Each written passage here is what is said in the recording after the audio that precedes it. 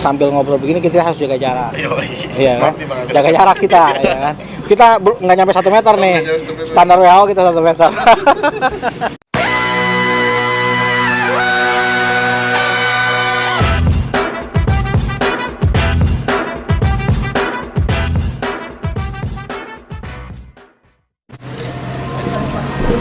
Assalamualaikum warahmatullahi wabarakatuh. Alhamdulillah teman-teman, sekarang kita ketemu sama abang yang hebat, Abang Abek alias Abang Adang Akbarudin. Ya. Sekarang sibuk apa aja, Bang? Sibuk lockdown. Sibuk lockdown. Sibuknya saya di rumah aja. Udah nggak ada kesibukan berarti. Sebelum lockdown? Ya, sebelum lockdown saya usaha kecil-kecilan. Oh, apa tuh usahanya, Bang, kalau boleh tahu? Saya usaha di bidang barang-barang bekas. Satu periode. Baru-baru ini. Baru ini. Tapi ada rencana 2 periode? Enggak ada. Enggak ada. Nggak usah lama-lama ya? Iya, jangan lama-lama. Tapi kasihan yang lain. Gara-gara COVID-19 nih, usaha gimana, Bang? Usaha mandek. Mandek. Mandek nih, gara-gara ada virus, jadi semua mandek. Dari Januari lah kita sudah mulai terasa. Januari itu kita barang ada, pesanan kita tidak ada. Lalu Februari, Maret pesanan tidak ada, barangnya juga tidak ada. Oh, jadi udah acak-acakan aja? Acak-acakan sudah. Terus? Termasuk pabriknya juga udah nggak ada. Pabriknya nggak ada? Pabrik-pabriknya banyak yang tutup. Gitu. Jadi efek dari itu. Itu sih, Bang, sebenarnya yang mau kita bahas masalah COVID-19 ini gitu. Terutama karena Abang berkegiatan di Komite Nasional Pemuda Indonesia nih, kebetulan sebagai ketua di Kabupaten Tangerang. Kita mau nanya soal masalah sebenarnya peran pemuda dalam hal ini nih. Maksudnya kita lagi ada bencana lah, katakan bencana tentang COVID-19 ini. Kira-kira menurut Abang nih, pemuda ini tepatnya ngapain? Ya, wabah COVID-19 ini semua negara merasakan dampaknya. Dan saya pikir satu hal yang harus dilakukan oleh pemuda adalah membantu bagaimana program pemerintah ini berjalan. Kita wajib menjaga kesehatan buat diri kita loh. Iya. Lalu yang kedua, stay home di rumah. Ya, jadi kita belajar bagaimana kita di rumah menjaga selain kita, keluarga kita juga. Sambil ngobrol begini kita harus jaga jarak. Iya kan? Jaga jarak kita, ya kan? Kita nggak nyampe 1 meter nih. Standar WHO kita 1 meter. Ya, jadi seperti itu. Nah, karena apa aja yang harus kita lakukan itu kita biasakan menggunakan pola hidup sehat lah ya. Yang kedua, saya sih berharap teman-teman muda di Kabupaten Tangerang ini sudah kita ikuti himbauan dari pemerintah dalam rangka memutus mata rantai penyebaran virus COVID-19 ini dengan diam di rumah. Boleh jadi introvert sekarang lah ya? Iya. Jadi introvert sedikit. Iya. Jadi bahkan begini loh.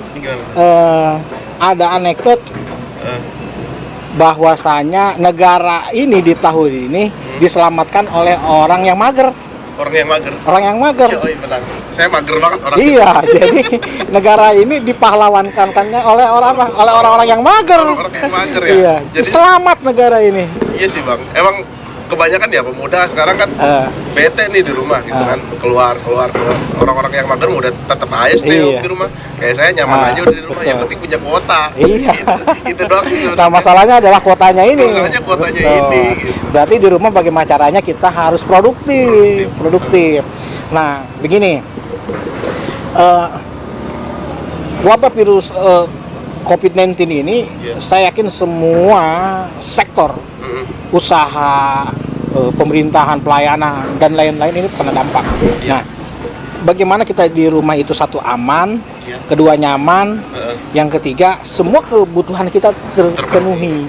Apalagi besok mau Ramadan dan mau Lebaran, ya kan? Nah, manfaatkan waktu sebaik mungkin. Contoh, kalau kita mungkin sering buka gadget atau HP lah, ya kan? Itu kan banyak orang teman-teman yang menjual produk-produk. Manfaatkan itu. Manfaatkan. Dia jual apa? Ya kita bantu sharing ke teman-teman. Ayo. Contoh kita jual hand sanitizer lah. Iya kan? Jual. Iya kan, agak mahal. Kalau kita nggak dapat, kita belajar dikit bagaimana meracik sendiri hand sanitizer, kita jual. Ya kan itu mendapat income juga buat kita. Kalau ada lebihnya kita harus sumbangkan. Betul. Apa? Ini dalam rangka menabung untuk amal ibadah kita. Islam banget pokoknya. Iya dong. Jadi satu sisi semuanya bisa terpenuhi kebutuhan dia. Sisi yang lainnya juga tingkat kepedulian sosial si anak mudanya juga terpenuhi. Itu. Cuma kalau ya tadi kan bicara soal masalah ekonomi kreatif lah ya. Kalau menurut abang nih pemuda, kalau tadi udah disindir tentang masalah online, jualan online gitu kan. Kalau menurut abang kira-kira kalau pada saat ini kalau ada pemuda yang ya kita tahulah sama-sama kadang-kadang di wilayah pemerintahan kita nih ada kawan-kawan yang memang jualan-jualan pedagang kaki lima tuh, pedagang kaki lima notabene pemuda gitu. Kebanyakan mungkin ada orang tua tapi ada beberapa anak muda. Buat abang kira-kira orang-orang yang jualan kayak gitu gimana bang nasibnya gitu gara-gara COVID-19 ini? Nah, itu yang harus kita cermati bahwa pedagang kaki lima ini kan sekarang sudah sulit bagaimana dia dapat nasabah, konsumen juga sudah orang juga sekarang udah pada di rumah aja. Ada kelebihan kita punya jaringan, kita punya akses, kita punya alat, semua sarana pendukung kita bantu dia untuk memasarkan. Ketimbang dia di rumah dia akses dia tidak punya, tapi kan kita punya. Dia punya barang, kita tidak punya barang. Jadi kita, simbiosis mutualisme ini, iya dong. Ini bisa tercover si pedagangnya, ya kan? Kita bisa bantu jualkan melalui kita marketingkan melalui IG, Facebook, Twitter dan lain-lain. Kita yang marketing ya. Kita yang marketingkan. Lalu bagaimana cara menjual supaya kita tidak bersentuhan langsung? Kan sekarang juga ada Gojek, ada Gosen, ya kan? Betul. Grab, itu juga kan bisa ngebantu. Jadi selain membuat mereka tidak sepi orderan, ya kan? Ini juga bisa saling menguatkan. Nah, ini yang kita namakan sebagai simbiosis mutualisme itu di sini. Gitu. Ini waktunya ya. Waktunya. Ini waktunya. Gitu. Cuma kalau boleh agak sedikit agak melebar gitu. Kalau menurut abang sendiri sebenarnya selama abang aktif di KNP ini sejauh ini terlepas dari corona sekarang atau COVID-19 sekarang, menurut abang sebenarnya pemuda Kabupaten Tangerang ini pandangan abang gimana sih? Karena kita nggak jarang dengar kawan-kawan pemuda atau kawan-kawan remaja lah yang akan menjadi pemuda agak sedikit menyimpang dalam artian teman-teman sekarang seperti hal-hal narkoba segala macam. Kan itu memang kan udah diwacanakan oleh pemerintah ya. Karena Bapak Bupati pun mungkin sekarang memang gencar-gencarnya gitu kan untuk hal ini.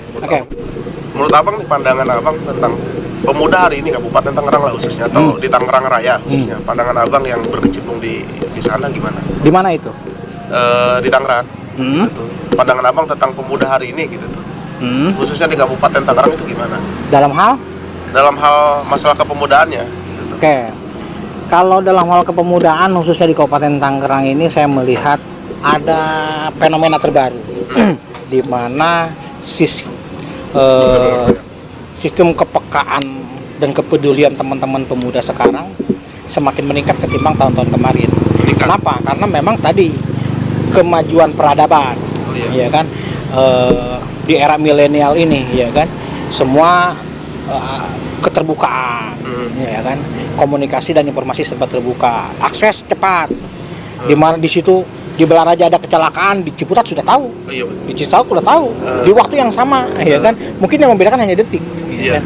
Nah inilah yang akhirnya membuat teman-teman pemuda bergeser, yang tadinya dia acuh, dia sekarang lebih peka loh, lebih peka.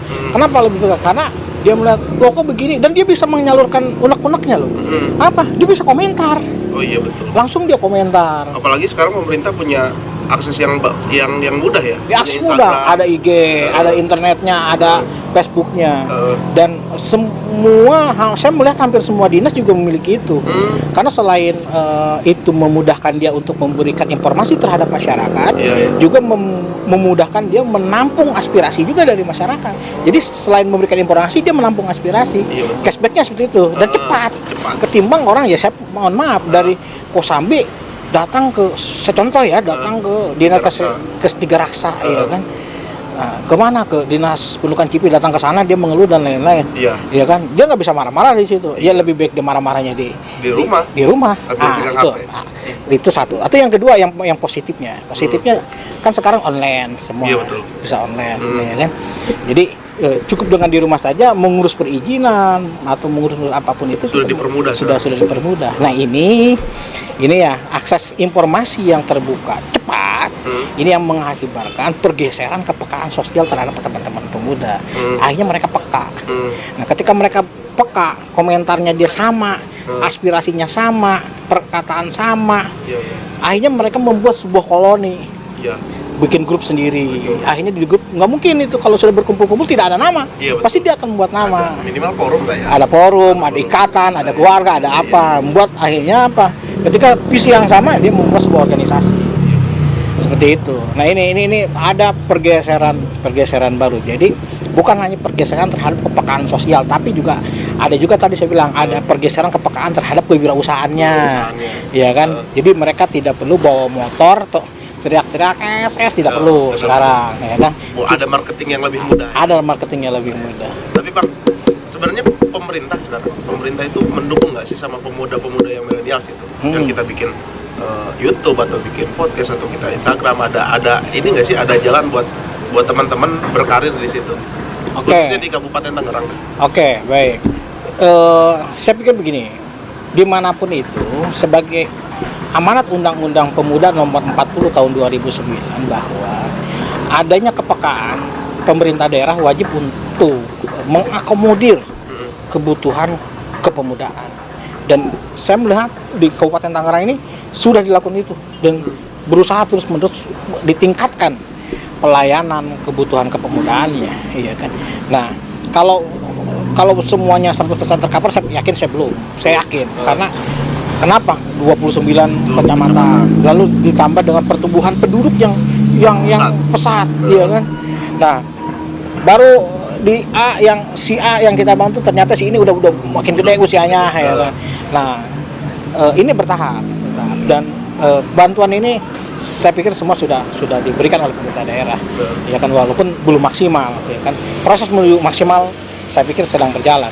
Di antaranya adalah adanya bantuan bantuan kewirausahaan melalui dinas koperasi, dinas indah, ya kan, koperasi UMKM dan lain-lain. Lalu juga ada bantuan UPTB, bantuan modal, bantuan permodalan dan di sisi kelembagaan juga kita juga dibantu oleh pemerintah daerah dalam hal pengembangan OKP organisasi kepemudaan yang ada di Kabupaten Tangerang.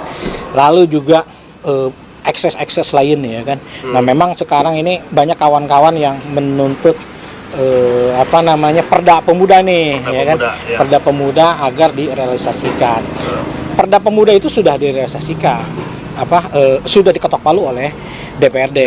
Cuma memang saya melihat ini ada usulan untuk dilakukannya perubahan, ada perubahan. Kenapa? Saya melihat ini belum ada perbubnya, ya, perbub. Nah, makanya kita sedang evaluasi kembali Perda Pemuda ini.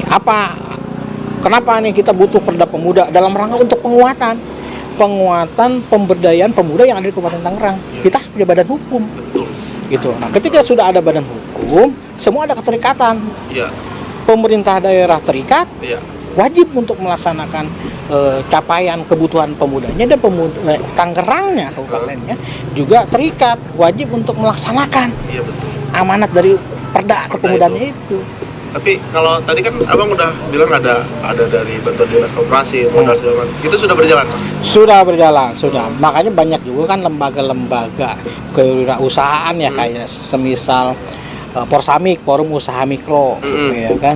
Lalu juga banyak. Contohnya apa tuh, Bang? Salah satunya? Iya, salah satunya yang dibantu itu kan semisal kemarin itu bantuan alat sepatu, pembuatan sepatu di Desa Bojong, ya kan, di situ. Itu dibantu alat-alatnya. Lalu juga ada bantuan kegiatan sablon itu ada dibantu dari mulai alat, modal segala macam. Itu yang saya tahu dari satu dinas doang loh, dari Dispora. Kita kalau dari Dinas Koperasi UKM kan memang sudah bidangnya. Saya yakin mereka banyak. Dinas Perindustrian dan Perdagangan juga saya yakin banyak lah. Tinggal nanti kawan-kawan silahkan bertanya saya ke sana. Dan kalau memang ada ya why not, kenapa enggak matching. Iya betul. Kalau tadi di Dispora ya, ya udah. Maksudnya sistematisnya gimana? Kita mengajukan atau itu sifatnya penawaran? Itu pengajuan. Jadi teman-teman itu mengajukan kepada Dinas Pemuda Olahraga. Dan ada juga yang memang yang sudah disiapkan. Ya kan, sudah disiapkan. Semisal nih tahun kemarin kan pengadaan bantuan untuk pembuatan sepatu. Ya kan, itu sudah disediakan. Jadi dilatih masyarakatnya, habis dilatih ya diberikan modal. Seperti itu. Tapi potensi untuk bisa pesat nih, maksudnya kewirausahaan yang sifatnya mikro ya, maksudnya yang masih home industry gitu, ada potensi yang lebih nggak Bang? Kalau Abang lihatnya? Saya melihat di Kabupaten Tangerang ini potensi usaha mikro ya, usaha kecil dan menengah ini memiliki potensi yang luar biasa. Kenapa? Didukung dari berbagai macam aspek sumber. Pertama, di wilayah Kabupaten Tangerang ini wilayah 1001 industri. Ya, banyak bahan baku yang diproduksi di sini. Ya kan, kenapa tidak kita membelinya di sini? Bandung yang wilayah areanya saya pikir tidak terlalu besar, area industrinya ketimbang Tangerang. Dia bisa mengolah banyak UKM dan itu bahan bakunya ngambil di Kabupaten Tangerang. Oh. Lebih banyak ambil. Nah, sekarang ini kita sudah berusaha untuk membuka mata kepada seluruh teman-teman muda. Udah buat wirausaha, bahan bakunya ada. Anda mau home industry apa? Sepatu, sendal di sini juga ada. Tinggal kerjasama. Itu kan. Itu lalu yang kedua, di sini kita punya bandara. Oh iya. Akses ke luar negeri pun kita mudah. Mudah apa? Setelah corona tapi. Ya setelah corona. Setelah corona tentunya. Kalau sekarang ya lockdown semua. Iya, lockdown. Sama saya juga lockdown. Hancur juga ya, Pak? Iya, seperti itulah. Berarti potensinya emang besar ya? Tapi bicara soal pemuda nih, Pak. Karena yang kita tahu teman-teman pemuda hari ini lebih banyak yang jadi buruh. Kemarin kan ada sedikit keresahan masyarakat tentang undang-undang. Saya sambil ngerokok ya? Iya, nggak apa-apa. Tentang undang-undang Omnibus Law nih, yang notabene buruh itu banyak pemuda, Pak. Menurut Abang gimana? Tanggapan Abang melihat hal ini? Pertama, saya melihat dari kacamata saya sebagai anak muda, ya kan. Saya ini masih kategori muda. Kalau dari undang-undang ya saya lewat. Ya kan. Tapi dalam ADRT KNPI ya masih kategori pemuda. Kalau dari dari PBB usia muda, saya masih muda. Karena usianya 60 tahun untuk PBB. 60 tahun gitu kan. Masih pemuda ya. Tapi satu hal yang membahagiakan buat diri saya adalah ketika orang menganggap saya masih muda. Saya bahagia. Oke. Jadi tadi konteksnya saya lupa apa? Yang masalah buruh. Oke, buruh. Omnibus Law ya apa? Ya, Omnibus Law. Omnibus Law ini.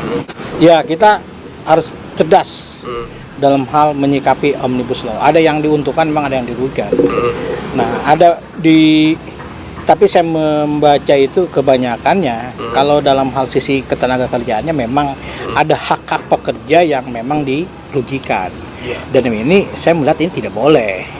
Ketika ada orang yang dirugikan haknya, hak asasi dia sebagai manusianya itu dirugikan, ya wajib untuk dilakukan tuntutan. Penolakan, bukan tuntutan, tapi penolakan, ya kan? Saya melihat ya harus tolak kalau memang itu merugikan. Nah, contoh semisal di Omnibus Law itu menyatakan tentang tenaga kontrak sampai usia seumur hidup mungkin. Iya, kan? Seumur hidup. Iya kan? Nah, itu kan tidak boleh, itu pelanggaran hak asasi. Iya, betul. Kalau kontraknya seumur hidup berarti ada tunjangan-tunjangan dia yang memang tidak diberikan. Iya. Dan kasihan, iya kan? Nah, ini kan yang akhirnya menjadi image buruk bagi teman-teman muda. Kenapa? Akhirnya timbulnya kerja fasilitasnya nggak ada, bakal kontrak aja, lalu juga mau usaha modal tidak ada, timbulnya adalah nganggur. Ketika kebutuhan di pengangguran ini makin tinggi, Iya. kriminalitas lebih tinggi. Kriminalitas. Ini yang harus dipertimbangkan.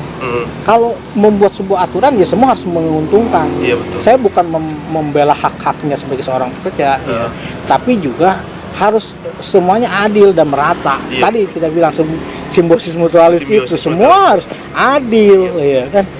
Kalau pengusaha diuntungkan, di pekerja juga harus diuntungkan. Hak-haknya diberikan lah, ya kan. Lebih bagusnya ditambah gitu kan. Berarti Abang sebagai pengusaha pun tidak mendukung Omnibus Law yang merugikan para pekerja?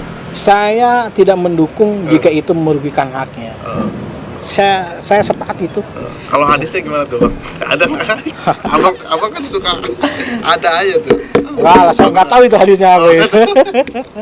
Ya, karena kalau saya pribadi nih ngelihat, ya maksudnya ngelihat pemuda ya, potensi pemuda hari ini agak sedikit terhambat gitu tuh. Karena pertama jalan kita terbentur dengan regulasi pertama, adanya Omnibus Law segala macam.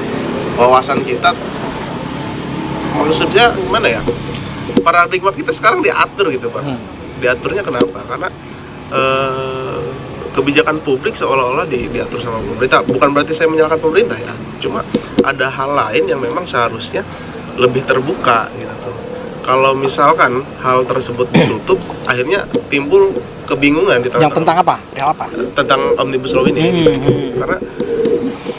Karena nggak semua, mungkin nggak, maksudnya kawan-kawan pun kemarin bukan kebetulan, emang keluarga saya buruh gitu kan. Maksudnya abang saya, kakak saya, paman saya buruh dari masih muda lah. Hal ini mereka nggak tahu gitu tuh. Bukan berarti karena apa ya? Bukan berarti karena tidak mencari tahu, tapi emang faktanya hal ini tuh terkesan tertutup gitu. Karena kalau mungkin di kawan-kawan mahasiswa ada pembahasan itu, tapi di buruh kan, di serikat buruh mungkin di serikat ada pembahasannya, ada tapi pembahasan. di para tenaga kerjanya tidak ada. Nah itu dia, akhirnya kan ada kecenderungan awalnya pesimis nih, karena semua orang bilang ini kekhawatiran, cuma akhirnya kan mencuat hal itu. Ya. Gitu. Okay. Nah maksudnya hal ini sebenarnya pemuda itu sebenarnya nih sekarang itu harus gimana gitu tuh. Kalau dalam satu sisi kita diregulasi disulitkan dengan keadaan kita sulit, kita nganggur salah, kerja juga kita makin parah gitu kan, karena hak kita dirampas gitu tuh. Betul. Ya pertama jangan menghilangkan sikap kritis kita sebagai anak muda di muka dunia ini, di muka bumi ini kita jangan dihilangkan sikap kritis kita. Kita harus komitmen tentang sikap kritis kita, tapi terukur dan terarah. Ya kan? Gimana tuh maksudnya terukur dan terarah? Terukur terarah ini seperti ini. Satu sisi kita harus memperjuangkan hak-hak tenaga kerja, tapi di sisi lain juga kita harus melihat kesanggupan dari para pengusaha sendiri. Oh iya. Percuma kita paksakan karyawan UMK Kabupaten Tangerang 8 juta, percuma. Kalau pengusahanya nggak sanggup. Yang ada apa? Timbulnya mereka hengkang dari Kabupaten Tangerang pindah. Ke cari ke wilayah yang UMK-nya lebih kecil. Akhirnya yang terjadi apa? Di kita pengangguran menumpuk. Iya kan? Dan ini saya bicara faktual loh. Ini sudah terjadi di beberapa perusahaan di Kabupaten Tangerang hengkang. Ada yang pindah ke Purwakarta yang UMR-nya lebih rendah, bahkan ada yang pindah ke Jawa Tengah. Karena UMR mereka lebih rendah di sana UMK-nya. Nah, kita harus adil.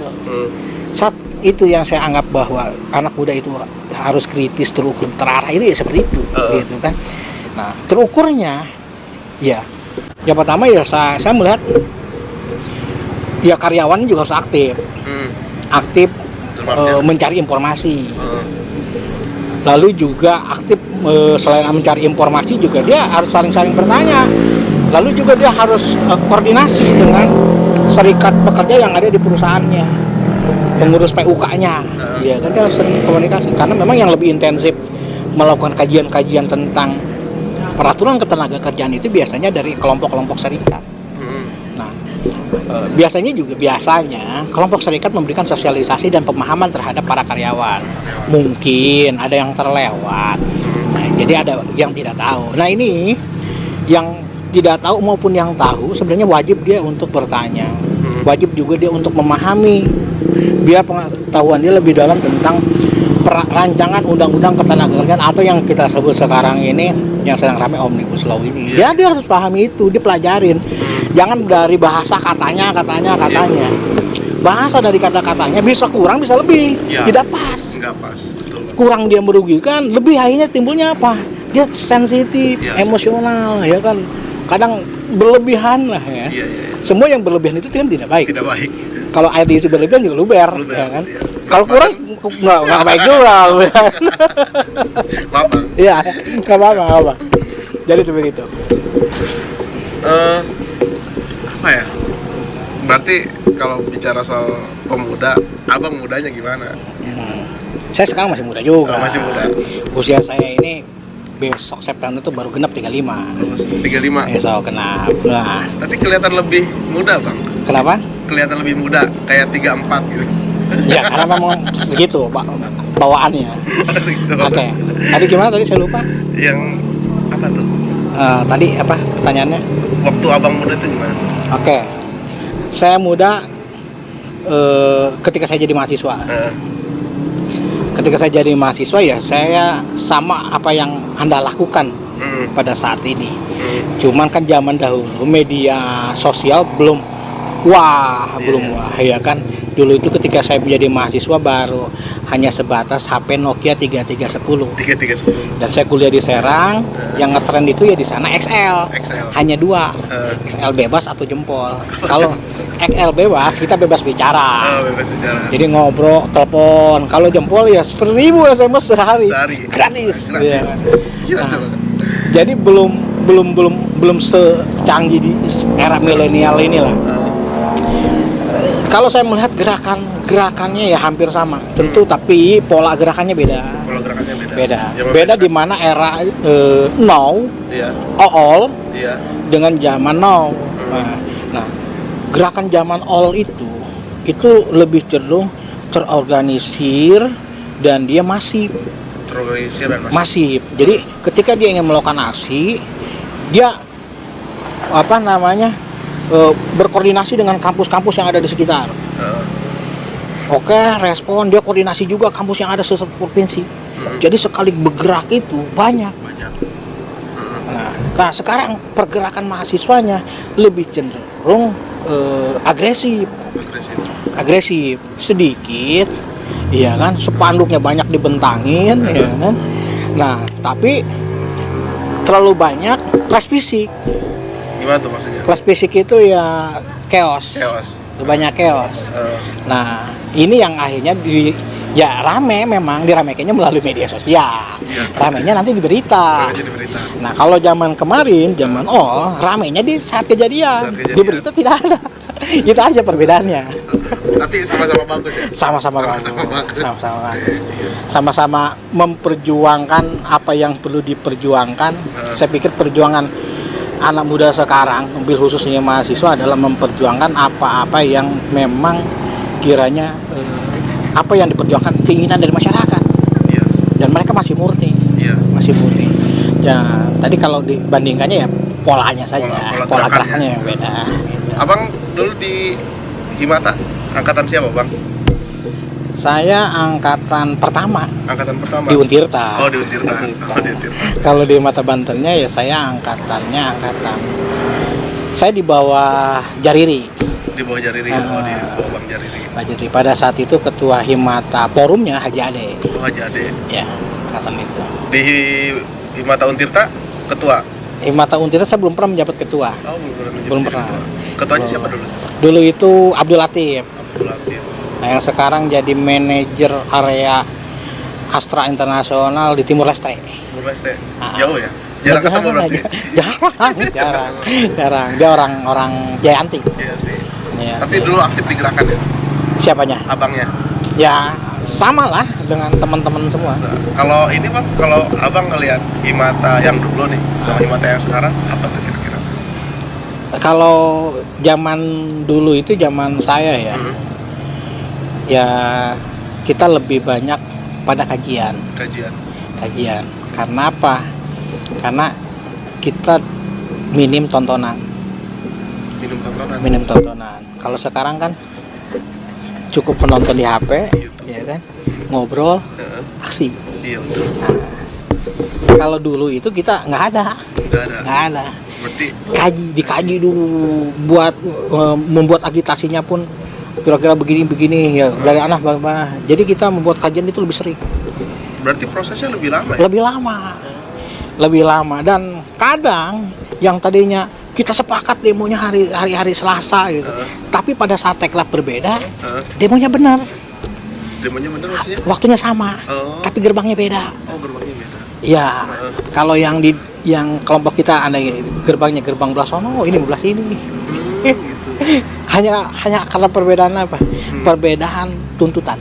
Perbedaan tuntutan. Dan tulisan di agitasi. Beda. Hanya beda. Cuma itu doang. Iya. Tapi kayaknya itu juga sekarang sama sih, Bang. Sama. Masih sama itu. Iya. Gitu.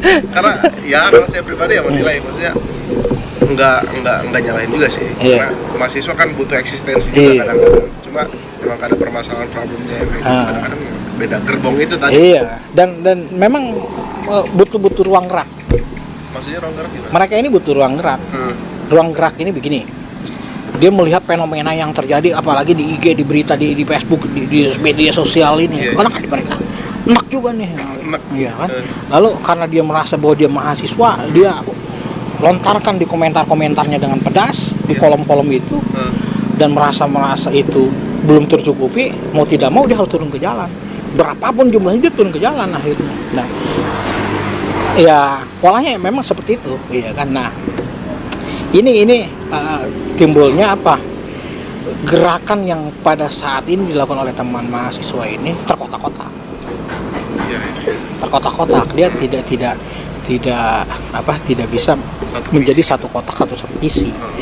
Nah, kejadian Semanggi 1, Semanggi 2, bahkan sampai Semanggi 3, ini mereka satu visi. Visi pertama adalah reformasi total.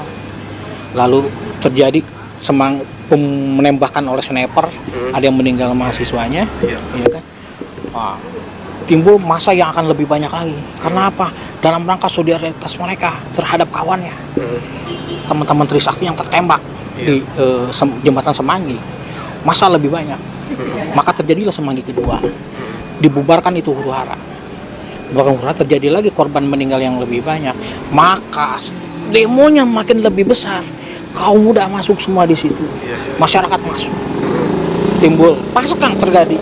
Pasca terjadinya tragedi Semanggi 3, kerusuhan 98 itu. Ya, karena semua berbaur.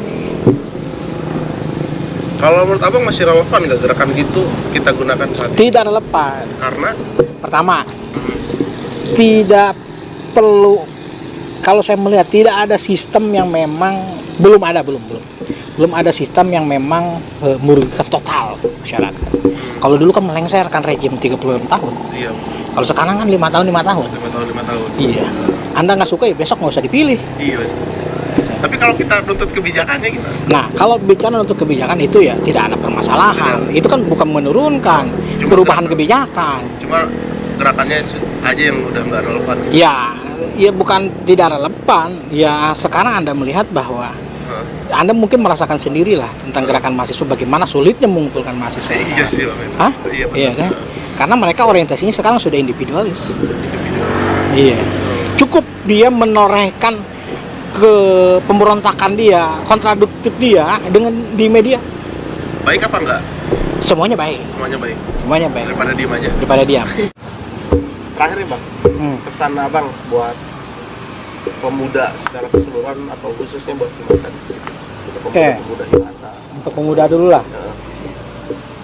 Lockdown jangan dijadikan sebagai ajang kita untuk bermalas diri. Iya. Mari kita mengapresiasi diri kita di rumah, lalu membuat hal-hal yang positif, bantu sesama. Lalu yang kedua, jadikan waktu itu sebagai waktu yang potensial. Lalu untuk Himata, pertama, jangan lelah melirik daerahnya. Jangan lelah, karena Anda dilahirkan dari rahim masyarakat, khususnya Kabupaten Tangerang. Maka Anda besar, dibesarkannya pun oleh rahim masyarakat Kabupaten Tangerang. Hak dan kewajiban Anda adalah memperjuangkan masyarakat Kabupaten Tangerang. Iya, seperti itu. Sekian, wassalamualaikum warahmatullahi Mantap sekali wabarakatuh. Bang Abe. Itu kawan-kawan, sekilas ngobrol bareng Ketua KNPI Kabupaten Tangerang beritanya. Berapa ini jadinya? Mudah-mudahan kita bisa Oke. berlanjut selanjutnya. Terima kasih Bang Abe. Terima kasih kawan-kawan. Siap.